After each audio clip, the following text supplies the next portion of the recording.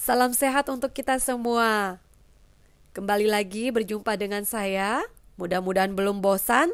Saya Dr. Windy, dokter spesialis anak, ingin berbagi tentang pengetahuan campak, rubella, dan juga gondongan. Campak, rubella, dan gondongan merupakan penyakit yang sangat menular yang disebabkan oleh virus. Penyakit ini terutama campak dan rubella mungkin kita sudah jarang temui karena pemerintah telah menggalakkan imunisasi campak dan rubella ini di masyarakat. Tetapi ketika ada COVID-19, kemudian imunisasi mengalami penundaan, entah itu karena orang tua takut untuk pergi ke pelayanan kesehatan ataupun karena memang ada zona-zona merah di daerah tertentu yang menyebabkan memang diizinkan imunisasi mundur 1 bulan dari jadwal yang seharusnya. Nah, itu mengapa yang ditakutkan adalah karena kita tidak pernah tahu pandemi ini kapan berakhir. Jadi agar tidak bermunculan lagi penyakit campak, rubella, dan gondongan ini yang tadinya sudah jumlahnya kecil, kemudian gara-gara kita lupa untuk melakukan imunisasi atau kita mundur melakukan imunisasinya, kemudian penyakit ini bermunculan kembali.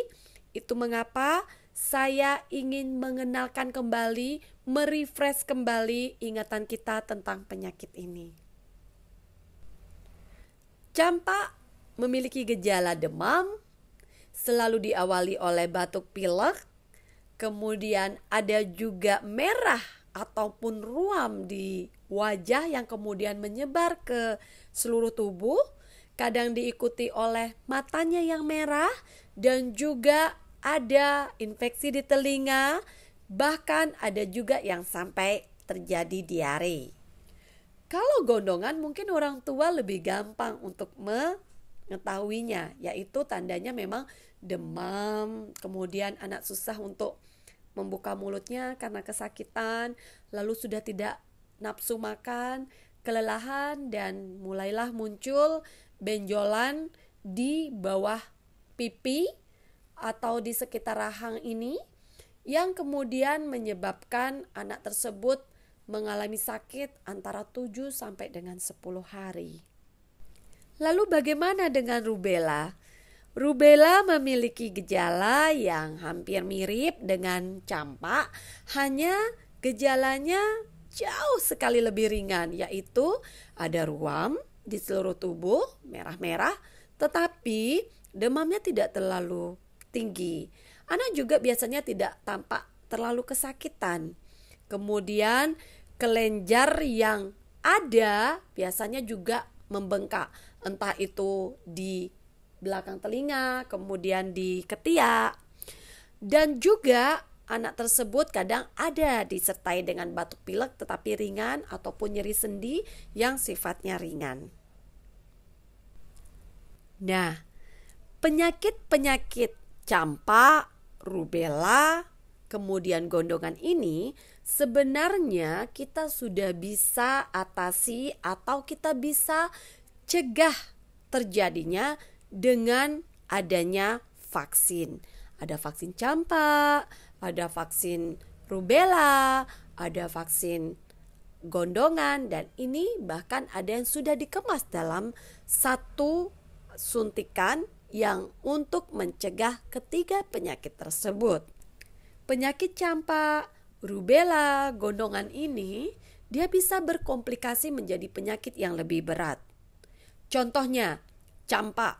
Campak bisa menjadi komplikasi ke paru-paru. Dia bisa menjadi infeksi di paru-paru, bahkan bisa menyebabkan suatu infeksi di otak.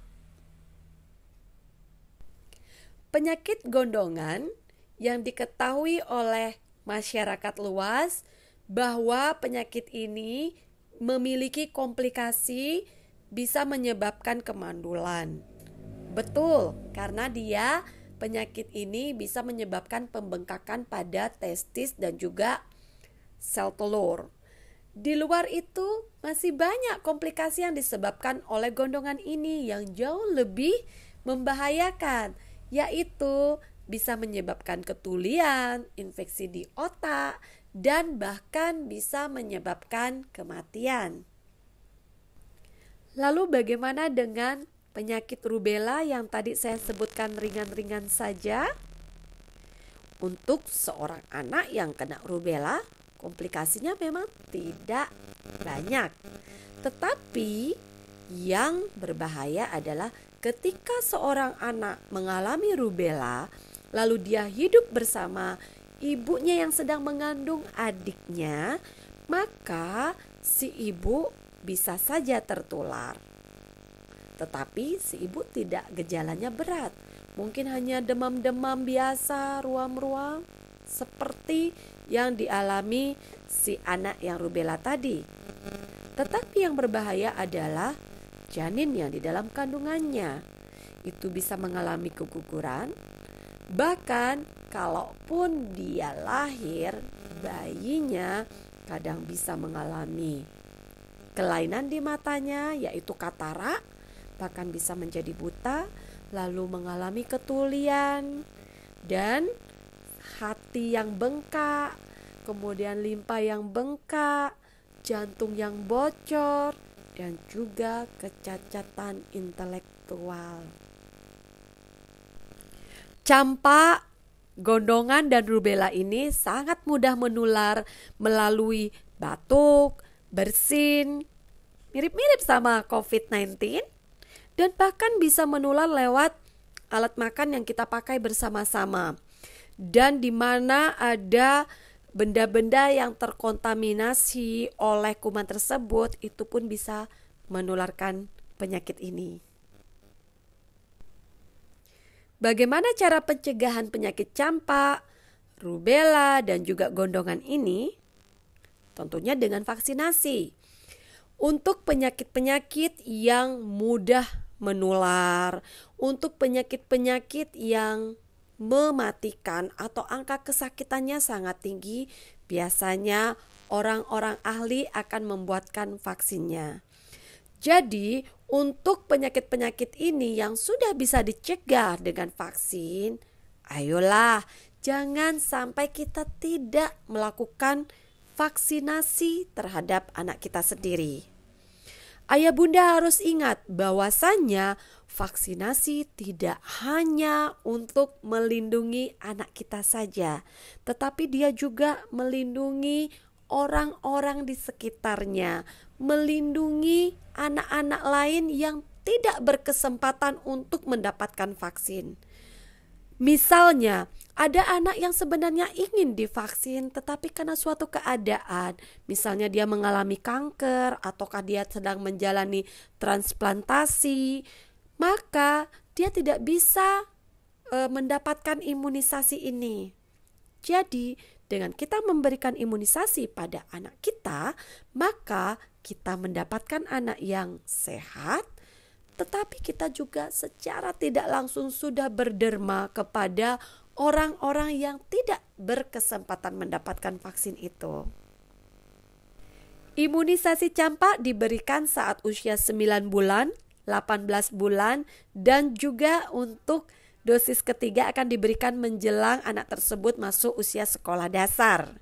Sementara untuk imunisasi campak, rubella, dan juga gondongan itu dikemas dalam satu vaksin, tetapi sayangnya belum disubsidi oleh pemerintah, dan itu memang bila mana orang tua berkenan bisa mencarinya memang di dokter spesialis anak atau rumah sakit yang ada dokter anaknya, biasanya pasti menyediakan, yaitu dosis pertama saat usia 15 bulan dan kemudian akan diulang saat usia berkisar 4 sampai dengan 6 tahun.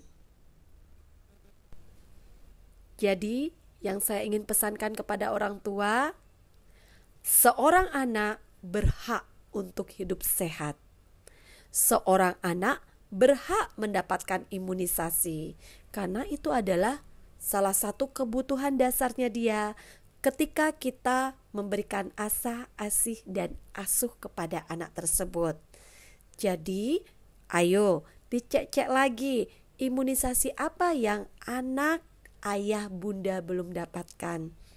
Bila mana memang ada yang belum, segera lakukan imunisasi agar tidak ada penyesalan di kemudian hari.